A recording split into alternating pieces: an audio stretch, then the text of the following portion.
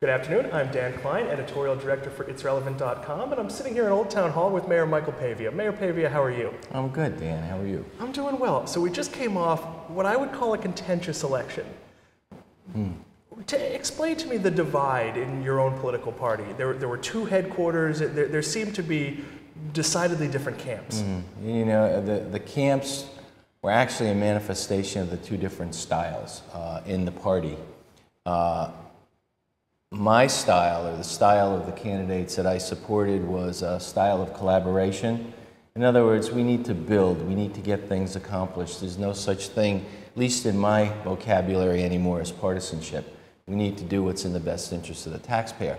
On the other side, I'd say the more partisan people took it as a mandate to continue the conflict and the politics of old.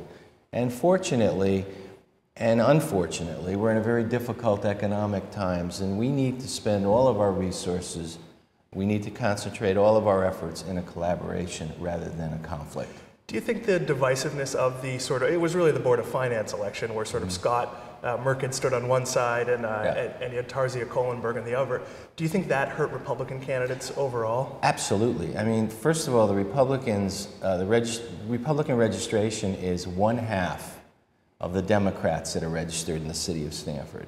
And that doesn't even factor in the unaffiliated or a variety of other party registrations that probably make up 10% to 20% more than the Republican base. So the Republicans are in the extreme minority.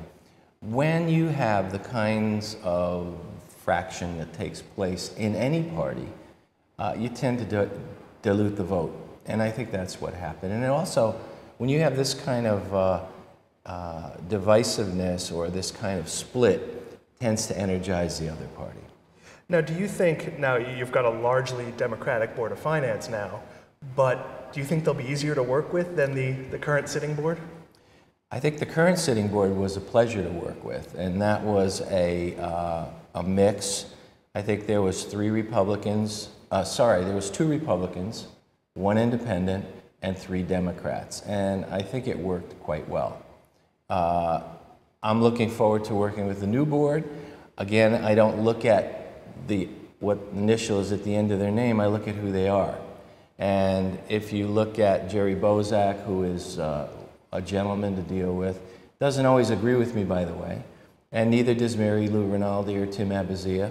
And I don't expect any of the others to always agree with me. In fact, when I called them right after the election, what I did offer was this, that I know I'm not always going to agree with you, you're not always going to agree with me, but what I will promise you is that there will be a mutual respect for each other's positions, and from there we go forward.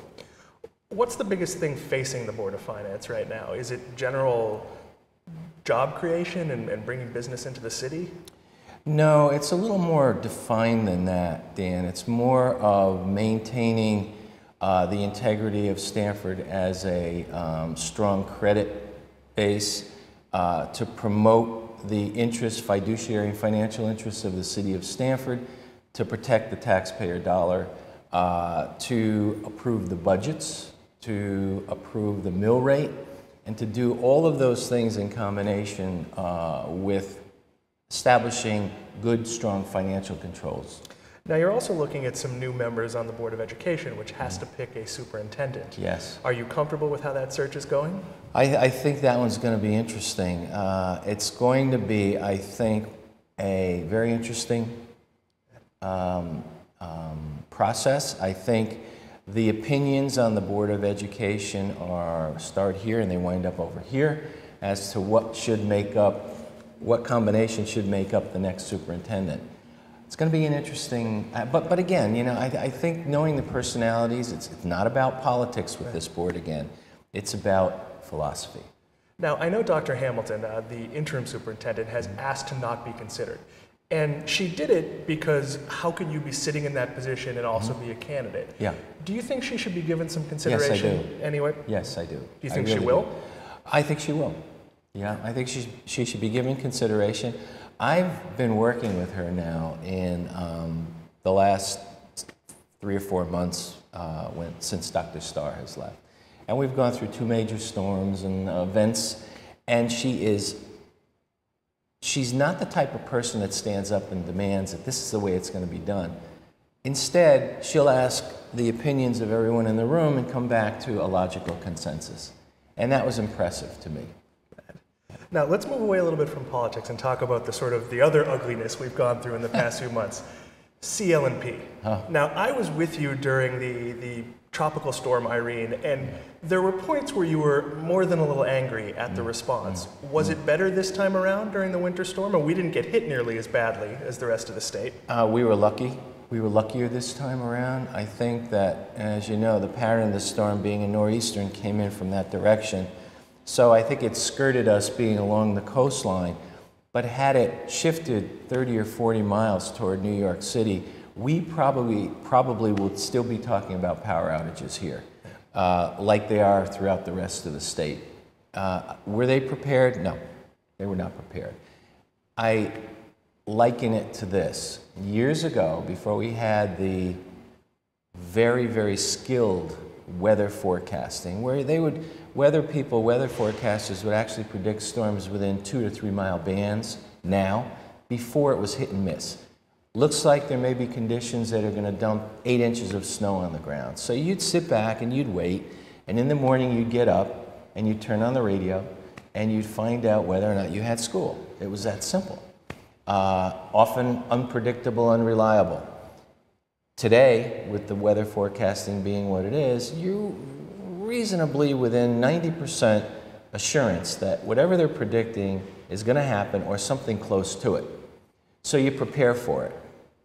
Unfortunately, I think Cl&p still waits for the phone to ring in the morning to find out if you still have school.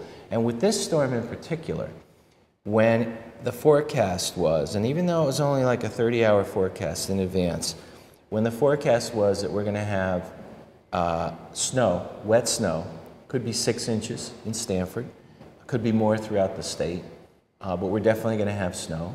And the trees are full of leaves, so they're burdened already.